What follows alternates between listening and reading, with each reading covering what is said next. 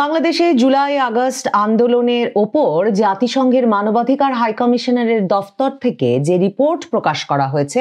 সেই রিপোর্ট নিয়ে সরাসরি প্রশ্ন তুলে বাংলাদেশে আওয়ামী লীগ সরকারের সাবেক পররাষ্ট্রমন্ত্রী এবং জাতিসংঘে 2009 থেকে 2015 সাল পর্যন্ত বাংলাদেশের স্থায়ী প্রতিনিধি হিসেবে দায়িত্ব পালনকারী ডক্টর একে আব্দুল মোমেন একটা কড়া ভাষার চিঠি দিয়েছেন জাতিসংঘ মহাসচিবকে সরাসরি, এবং সেখানে তিনি জাতিসংঘের যে প্রতিবেদনটি প্রকাশিত হয়েছে মানবাধিকার হাইকমিশন কার্যালয় থেকে জুলাই আগস্ট আন্দোলন নিয়ে, সেটিকে পক্ষপাত দুষ্ট বয়ানের দায়ে অভিযুক্ত করেছেন। এর মধ্যে তথ্যের অসামঞ্জস্য আছে বলে অভিহিত করেছেন এবং সরাসরি এই রিপোর্টটির বিষয়ে তদন্ত পরিচালনার আহ্বান জানিয়েছেন জাতিসংঘ মহাসচিবের প্রতি। তিনি বলেছেন যে একটা স্বাধীন এবং স্বচ্ছ তদন্ত হতে হবে office of the high commissioner for human rights recent report on বাংলাদেশের বিষয়ে জাতিসংঘ মানবাধিকার কমিশনের এই রিপোর্টটির বিষয়ে। এবং সেখানে তাদের মূল আপত্তি যেসব জায়গায়, সেটাকে সহজভাবে বললে প্রধানত একটা আপত্তির জায়গা হচ্ছে যে কোথা থেকে জাতিসংঘ 1400 জন নিহত হয়েছে এই সংখ্যাটা পেল, সেটা নিয়ে প্রশ্ন তুলেছে আওয়ামী লীগ। সে সময় বাংলাদেশের যেসব শীর্ষস্থানীয় দৈনিক, যেখানে লেখা হয়েছিল যে 16ই জুলাই থেকে 5ই আগস্টের মধ্যে 329 জন মারা গেছেন এবং 5 থেকে 8ই আগস্টের মধ্যে 328 জন মারা গেছেন, মানে 657 জন মারা গেছেন। তার সঙ্গে জাতিসংঘ রিপোর্ট যে প্রাথমিকভাবে 650 জনের মৃত্যুর কথা বলেছিল, তার একটা সরাসরি সামঞ্জস্য ছিল। কিন্তু কোথা থেকে ফাইনাল রিপোর্টে ইনএক্সপ্লিকেবলি, মানে কোন রকম ব্যাখ্যা বিশ্লেষণ ছাড়া জাতিসংঘ ইনফ্লেটেড, মানে হঠাৎ ফুলিয়ে ফাঁপিয়ে 1400 জনের মৃত্যু ঘোষণা করলো, যেটা তথ্যসূত্র হিসেবে শুধুমাত্র জাতিসংঘর মানবাধিকার কমিশন লিখে দিয়েছে যে তারা কথা বলেছে সরকারি কর্মকর্তা এবং ইনজয়ার্ড পার্সনদের সাথে, কিন্তু কোনো সুনির্দিষ্টভাবে উল্লেখ করে নাই যে কোন সে সরকারি কর্মকর্তারা যারা এই 1400 জনের হিসাব নিয়ে হাজির হলো, কিংবা কোন সে আহত ব্যক্তিরা যারা এই 1400 জন, মানে জাতিসংঘ প্রাথমিক রিপোর্টে 650 বলছিল, 1400 জনে যে চলে গেল সেটার কোনো ব্যাখ্যা আর হাজির করতে পারে নাই। সেই প্রশ্নটি তুলেছেন একে আব্দুল মোমেন। এছাড়া তিনি বলেছেন যে জাতিসংঘ এই পুরো বয়ানটা তৈরির সময় আন্দোলনকারীদের তরফে যে ধরনের, এবং তিনি ভাড়াটে গুণ শব্দটা ব্যবহার করেছেন, মানে ভাড়াটে গুন্ডা দিয়ে, সহিংসতা সৃষ্টিকারী লোকজন দিয়ে যে ধরনের সহিংসতা সৃষ্টি করা হচ্ছিল, মেট্রো রেল, বিটিভি সহ সরকারি স্থাপনায় যে আগুন দেওয়া হচ্ছিল, এই সহিংসতার বিষয়টি পুরোপুরি জাতিসংঘ তার বয়ানে অনুপস্থিত রেখেছে। যে একটা পক্ষ সহিংসতা শুরু করেছে এবং সরকারের তরফে তখন জানমালের নিরাপত্তা রক্ষার জন্য শক্তি প্রয়োগ করা হয়েছে কিনা, এই বয়ানটি একেবারে এড়িয়ে গেছে, বা এই দৃষ্টিভঙ্গিটি, এভাবে দেখার সুযোগটা পুরোপুরি এড়িয়ে গেছে জাতিসংঘ, সে কথাও বলেছেন একে আব্দুল মোমেন। তিনি বলেছেন যে the intentional ignoring of public testimonies of perpetrators who admitted in national media to killings and arson, যে এমনকি সে সময় আন্দোলনকারীদের অনেকে জাতীয় সংবাদ মাধ্যমে এসে যে লুটতরাজ, হত্যা, এগুলোর সঙ্গে নিজেদের জড়িত থাকার কথা সরাসরি স্বীকার করেছেন, সেসব স্বীকারোক্তিও উদ্দেশ্যমূলকভাবে জাতিসংঘ এড়িয়ে গেছে। একে আব্দুল মোমেন আওয়ামী লীগের এই সাবেক পররাষ্ট্রমন্ত্রী মহাসচিবকে প্রশ্ন করেছেন যে কিভাবে জাতিসংঘ যেসব পুলিশদের হত্যা করে তাদের মৃতদেহ পাবলিকলি ফেলে রাখা হলো, মানে প্রকাশ্যে ফেলে রাখা হলো, ডিসপ্লে করা, মানে আমরা তো জানি এমনকি ঝুলিয়ে রাখা হয়েছে, সেসব ছবিও আমরা দেখেছি। তো একরকমের প্রকাশ্যে হত্যা করে যাদেরকে ফেলে রাখা হলো, এরকম 3200 জন পুলিশের 3200 জন পুলিশ হত্যা হয়েছে বলে আওয়ামী লীগ জাতিসংঘ মহাসচিবের কাছে লেখা এই চিঠিতে দাবি করছে। তারা বলছে যে এই 3200 জন পুলিশের হত্যার বিষয়টি জাতিসংঘ কিভাবে এড়িয়ে গেল। একে আব্দুল মোমেনের চিঠিতে কেন এই সময়ে লেখা, এটার ক্ষেত্রে আমার মনে হয় অত্যন্ত গুরুত্বপূর্ণ যে তিনি চিঠির মধ্যে উল্লেখ করেছেন যে এই যে একটা পলিটিক্যাল ম্যানিপুলেশনের মানে অংশ হিসেবে এই যে রিপোর্ট, রাজনৈতিক কারসাজির অংশ হিসেবে এই যে জাতিসংঘ মানবাধিকার হাই কমিশনের দফতর থেকে এরকম একটা পক্ষপাত দুষ্ট এবং ভুলে ভরা এমন একটা রিপোর্ট প্রকাশ করা হলো, এর ফলে মানে কেন আব্দুল মোমেন এখন লিখছেন তার উত্তর বোধহয় এখানে পাওয়া যায়। সেখানে তিনি লিখছেন যে it has come to our attention, যে এর ফলে বাংলাদেশ আন্তর্জাতিক অপরাধ ট্রাইব্যুনালে এখন পরামর্শ দিয়েছে বা তারা গ্রেফতারি পরোয়ানা জারি করেছে 25 জন এমন ঊর্ধ্বতন শীর্ষ সামরিক কর্মকর্তাকে গ্রেফতারের জন্য, যার মধ্যে আব্দুল মোমেন লিখছেন many of whom are decorated senior officers in the armed forces who have serve in the UN peacekeeping missions with distinction, যাদের মধ্যে অনেকে মানে এরা একদিকে যেমন খুবই মানে তাদের আর্মি অফিসার হিসেবে তাদের ক্যারিয়ারটা বর্ণাঢ্য, তেমনি এরা ইউএন শান্তিরক্ষী জাতিসংঘ শান্তিরক্ষী মিশনের ফ্ল্যাগ বহন করে, জাতিসংঘের পতাকা বহন করে অত্যন্ত সম্মানের সঙ্গে এবং জাতিসংঘের মর্যাদা রক্ষা করে ডিস্টিংশনের সাথে তাদের দায়িত্ব পালন করেছেন। তো আব্দুল মোমেন প্রশ্ন তুলেছেন এখানে যে মহাসচিবের এখন উচিত হবে উদ্যোগ নেওয়া যে যেই অফিসাররা জাতিসংঘের ফ্ল্যাগ উচ্চ করলেন, পৃথিবীর বিভিন্ন মানে জাতিসংঘের পতাকার সম্মান রক্ষা করলেন এবং জাতিসংঘের অ্যাসাইনমেন্ট অত্যন্ত ভালোভাবে পালন করলেন, সেসব বর্ণাঢ্য ক্যারিয়ারের আর মানে সামরিক অফিসারদেরকে জাতিসংঘ মানবাধিকার হাই কমিশনারের এরকম একটা ভুলে ভালে ভরা রিপোর্টের ভিত্তিতে এখন গ্রেফতার করতে যাচ্ছে আন্তর্জাতিক অপরাধ ট্রাইব্যুনাল। জাতিসংঘ মহাসচিবের উচিত হবে দ্রুত এই বিষয়ে একটা উদ্যোগ নেওয়া, কারণ তিনি মনে করাচ্ছেন যে যেই বাংলাদেশ অর্থনৈতিকভাবে সামাজিক সকল সূচকে জাতিসংঘের দ্বারা প্রশংসিত ছিল এবং অত্যন্ত ভালো এগিয়ে যাচ্ছিল, সেই বাংলাদেশ গত 1 বছরের বেশি সময় ধরে চলা অস্থিতিশীলতা সহিংসতায় এখন অর্থনৈতিকভাবে মুখ থুবড়ে পড়ছে এবং মানে দেশটিতে এত ভয়াবহভাবে দারিদ্র্য বেড়েছে যে মানে এই সাবেক পররাষ্ট্রমন্ত্রী লিখছেন যে মহাসচিবের যে বাড়ি, অ্যান্তোনিও গুতেরেসের যেখানে বাড়ি জাতিসংঘ মহাসচিবের পর্তুগাল, তার দেশ পর্তুগালেও বাংলাদেশ থেকে অবৈধ অভিবাসনের পরিমাণ এবং অবৈধভাবে সেখানে যাওয়ার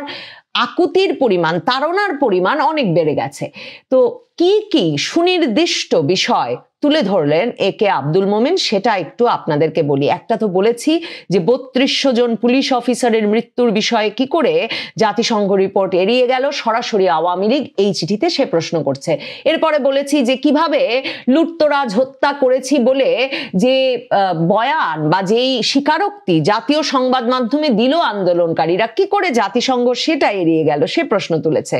তারপর তারা প্রশ্ন তুলেছে যে জাতিসংঘ কিভাবে মেনে নিল যে আন্দোলনের সঙ্গে জড়িত যারা এবং সহিংসতা হত্যা লুটতরাজ এসবে জড়িত ছিল তাদের ক্ষেত্রে যে ইউনূস সরকার ইউনূস প্রশাসন একটা ঢালাও দায় মুক্তি দিয়েছে যে আন্দোলনের সময়কার হত্যা লুটতরাজ এসবের কোনো বিচার করা যাবে না। এই দায় মুক্তি নিয়ে কি করে জাতিসংঘ প্রশ্ন তুলছে না সে প্রশ্ন করেছেন আওয়ামী লীগের এই সাবেক পররাষ্ট্রমন্ত্রী। তারপর বাংলাদেশের এই সাবেক পররাষ্ট্রমন্ত্রী বলছেন যে বাংলাদেশের একটা সর্বোচ্চ আদালত হাইকোর্ট এবং সুপ্রিম কোর্টের মানে আপিল বিভাগ এবং হাইকোর্টের যে অনেক অনেক বিচারপতিকে একেবারে অবৈধভাবে ঢালাওভাবে অপসারণ করা হয়েছে, জাতিসংঘ তার এই পরিস্থিতি বয়ানের রিপোর্টে প্রতিবেদনে সেটা কি করে এড়িয়ে গেল। তিনি প্রশ্ন করছেন যে আবু সাইদের যে মৃত্যু, সেই মৃত্যুতে তখন ময়না তদন্ত থেকে পরিষ্কারভাবে বেরিয়ে এসেছিল যে কোনো বন্দুকের গুলিতে আবু সাইদের মৃত্যু হয়নি, আবু সাইদের মৃত্যু হয়েছিল ব্লান্ট হেড ট্রমায়, মানে ভোঁতা কিছু দিয়ে এমন ভাবে তার মাথায় আঘাত করা হয়েছে, সেই মাথার আঘাত থেকে। এই বিষয়টি জাতিসংঘ এড়িয়ে গেল কি করে? এটা পড়ে আমার মনে হলো আন্তর্জাতিক অপরাধ ট্রাইব্যুনালে উপস্থিত হয়ে কিছুদিন আগে আপনারা জানেন যে আমি বয়ানে বিস্তারিত বলেছিও আপনাদেরকে যে আবু সাইদের বাবা নিজে হাজির হয়ে কিন্তু বললেন যে বহু ঘন্টা পর ছেলের লাশ যখন তার কাছে পৌঁছালো, সেই ছেলের লাশের মাথার পেছন থেকে তখনও রক্ত ঝরছিল। তো তিনি প্রশ্ন করেছিলেন যে কিভাবে, মানে এত কি গভীর আঘাত ছেলের মাথার পেছনে যে তখনও রক্ত ঝরছিল। তো আওয়ামী লীগের তরফে সেই প্রশ্ন করা হলো যে আবু সাইদের মৃত্যুর বিষয়টি নিয়ে কি করে জাতিসংঘ প্রশ্ন তুলল না। তারা বলছেন যে কত সংখ্যক ব্যক্তি, আমরা জানি যে মিলিটারি রাইফেলে যে অধিকাংশের মৃত্যু হয়েছে জাতিসংঘ রিপোর্টে কিন্তু সেটা বলা হয়েছে, আমার যতটুকু মনে পড়ে 60-70% বেশি যে মিলিটারি রাইফেলে মৃত্যু হয়েছে সে কথা কিন্তু জাতিসংঘ রিপোর্টে আছে। এখন সাবেক পররাষ্ট্রমন্ত্রী প্রশ্ন করছেন যে এই যে 7.62 বুলেট দিয়ে 7.62 বুলেট দিয়ে কত সংখ্যক মারা গেলেন সেটা কেন চিহ্নিত করতে পারলো না জাতিসংঘ। শুধু তাই নয়, তারা বলছে এই বুলেট এবং এই হত্যাকাণ্ডগুলো ঘটেছে প্রাইভেট শার্প শুটার্স এবং গুনসদের দ্বারা, মানে বেসামরিক বেসরকারি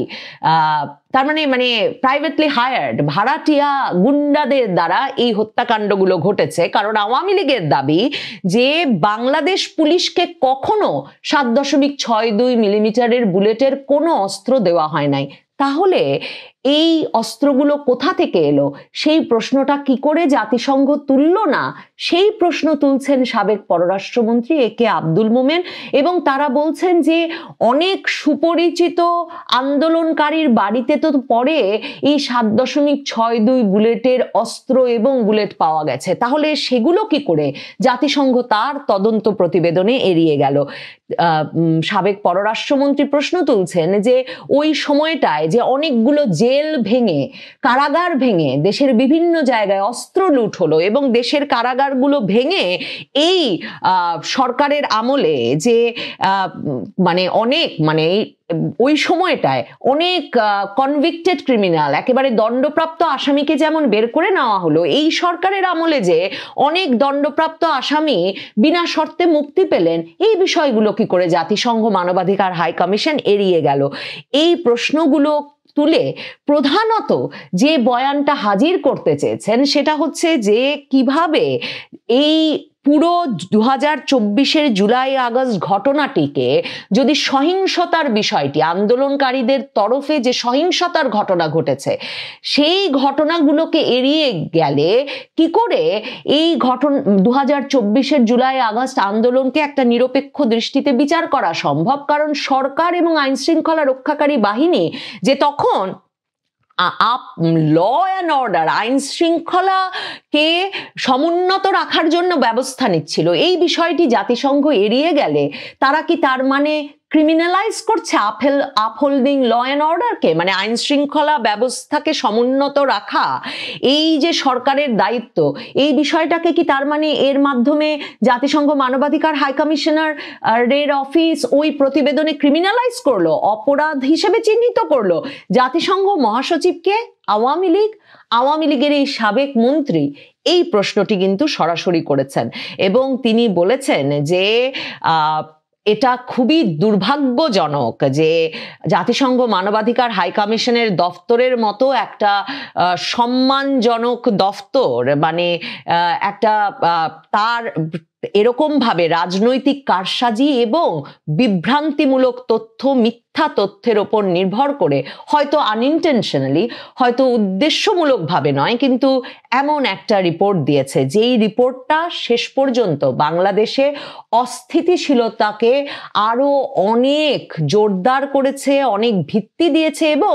একটা আনইলেক্টেড রেজিম, মানে ইউনূস সরকারের কথা বলছে, যে একটা অনির্বাচিত সরকারকে শক্তিশালী করেছে এবং মনে করিয়েছে যে কথাটা বলছিলাম যে বাংলাদেশ এখন